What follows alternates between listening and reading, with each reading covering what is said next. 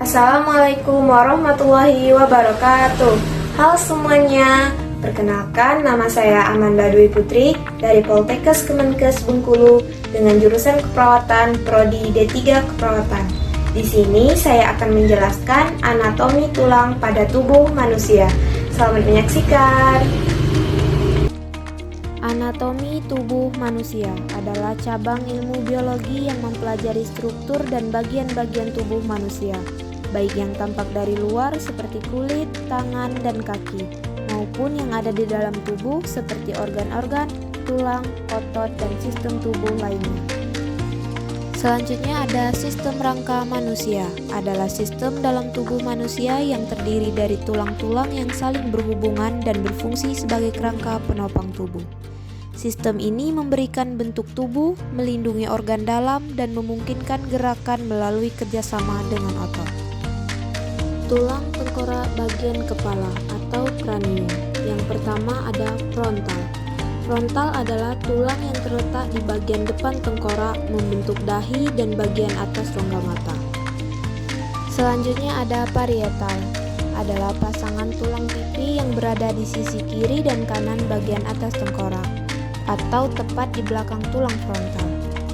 Kemudian ada temporal, yaitu salah satu tulang tengkorak yang terletak di sisi kiri dan kanan kepala, tepat di sekitar pelipis dan di atas telinga. Seterusnya ada occipital, yang terletak di bagian belakang dan bawah kepala. Selanjutnya ada sphenoid dan ethmoid. Sphenoid terletak di tengah dasar tengkorak di bagian belakang tulang frontal dan di depan tulang occipital. Sementara itu, ethmoid terletak di antara rongga mata dan rongga hidung, tepat di depan tulang sphenoid dan di bawah tulang frontal. Selanjutnya ada tulang rahang atas dan tulang rahang bawah. Tulang rahang atas terletak di bagian tengah wajah, tepat di atas rahang bawah dan di bawah rongga hidung. Sementara tulang rahang bawah terletak di bagian bawah wajah membentuk rahang bawah. Selanjutnya ada zygomaticus, yaitu tulang pipi yang terletak di sisi wajah tepat di tulang pipi bagian luar. Selanjutnya ada tulang hidung atau nasal yang terletak di bagian atas batang hidung tepat di antara kedua mata. Selanjutnya ada tulang palatum atau tulang langit-langit mulut yang terletak di bagian atas rongga mulut. Selanjutnya ada hyoideum yang terletak di leher bagian atas antara dagu dan laring, pangkal tenggorokan. Dan yang terakhir ada tulang lakrimal dan orbital. Kemudian ada tulang rusuk. Yang pertama, 7 pasang tulang rusuk sejati atau costa vera yang terletak di bagian atas dari rongga dada. Yang kedua ada costa spuria atau tulang rusuk palsu, 3 pasang yang terletak di bawah costa vera. Dan yang selanjutnya ada 2 pasang tulang rusuk melayang atau costa fluctuante yang terletak di paling bawah dari rangka rusuk. Dan juga ada tulang dada atau sternum. Yang pertama ada manubrium sterni yang terletak di bagian paling atas dari sternum. Yang kedua ada corpus sterni yang terletak di bawah manubrium sterni. Dan yang ketiga ada procesus kyphoideus yang terletak di bagian paling bawah dari sternum. Selanjutnya ada bagian tulang lingkar bahu.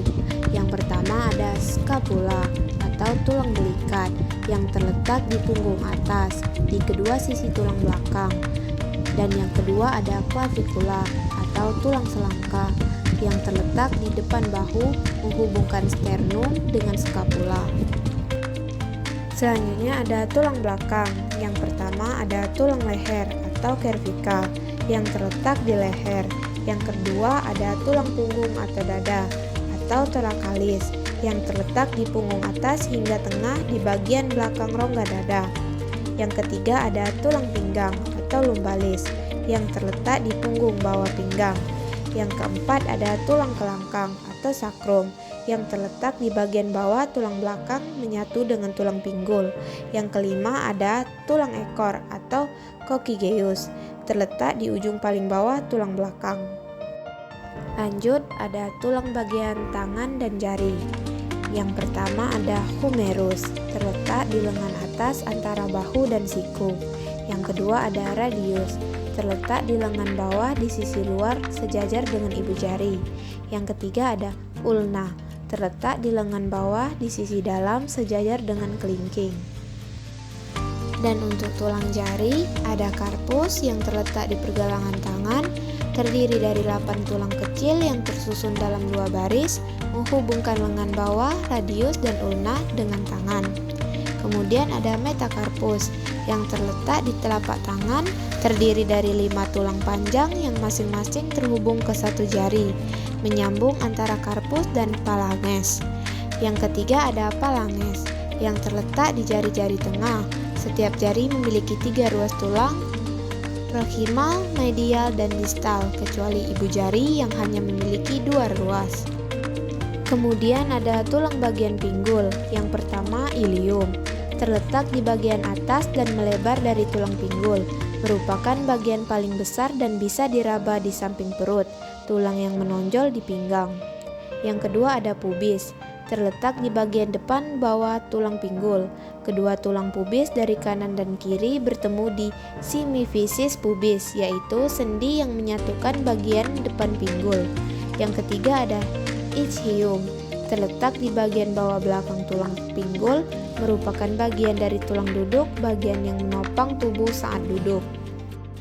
Selanjutnya ada tulang bagian kaki. Yang pertama ada femur, terletak di bagian atas kaki dari panggul hingga lutut. Ini adalah tulang terpanjang dan terkuat di tubuh. Yang kedua ada patella, terletak di depan sendi lutut.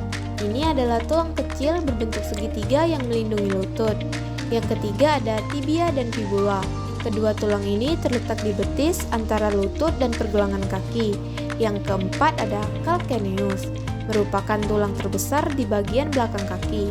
Yang kelima ada tarsal, sekumpulan tulang kecil di pergelangan kaki yang menghubungkan tulang betis, tibia, dan fibula ke kaki.